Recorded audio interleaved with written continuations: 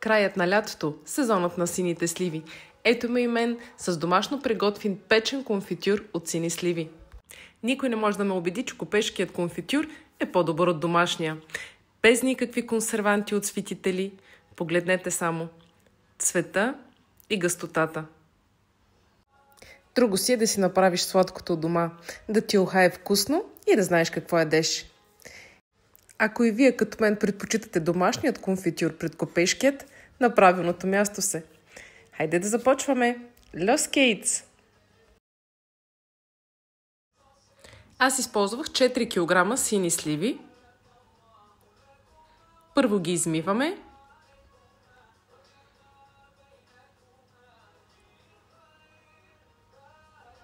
След това си вземем една тепсийка и ги почистваме. Махаме дръжките. Първо режем на 2 и всяка половинка още един път на 2. Тоест една слива я разрязваме на 4. Ето да ви покажа. И тук съм разпределила на 2 части. Значи тепсията ми побра горе-долу около 2,5 кг. Не препълвайте тепсията, защото при печенето почва да вари, може да кипи. Сега си добавяме захар и няколко зърна карамфил. Това са съставките, които използвах аз. Разбира се, може да добавите вече и канела, и орехи. Оставям на ваш вкус.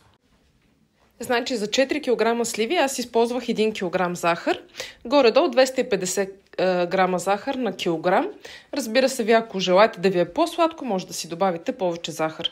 Но прекаленото захар на мен ми нагарча и аз не обичам да ми е много сладко. Няколко зърна карамфил.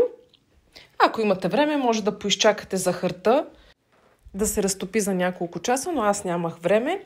Бях включила вече фурната на 200 градуса и поставям тепсийката да се пекат. След приблизително 2 часа вече конфитюрът ми беше изпечен и беше достигнал гъстотата, която желаях да получа. Вие, разбира се, може да направите теста с чинийката, който е така известен. Няколко капки върху бяла чинийка и ако се образуват пътечки, значи конфитюрът ви е готов. Така, сега преди да почнем да пълним, за да ми е по-лесно, аз си присипвам конфитюра в тенджерка. Тук внимавайте да не се изгорите. И разбръквам за последно, преди да почна да пълна вече конфитюра в бурканчетата.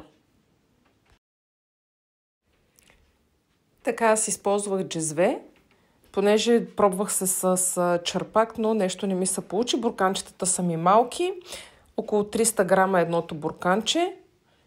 И от 4 кг конфитюр, от 4 кг сливи, на мен ми излезнаха 8 бурканчета конфитюр, които са достатъчни за зимата.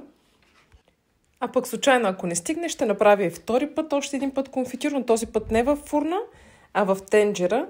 Също така и в тенджера става много бързо, много лесно и вкусът почти не се различава от този, който правя на фурна.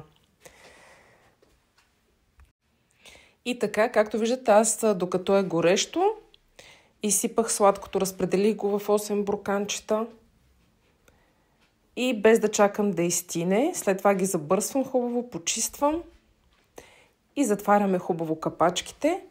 Не е нужно да ги стерилизирате, просто обръщате бурканчетата наобратно и изчаквате една нощ да се вакуумират добре капачките. И тук ми остана малко от конфитюра. Само искам да ви кажа, вижте сега колко е течен, той е още топъл, но колкото повече изстива, толкова повече се сгъстява.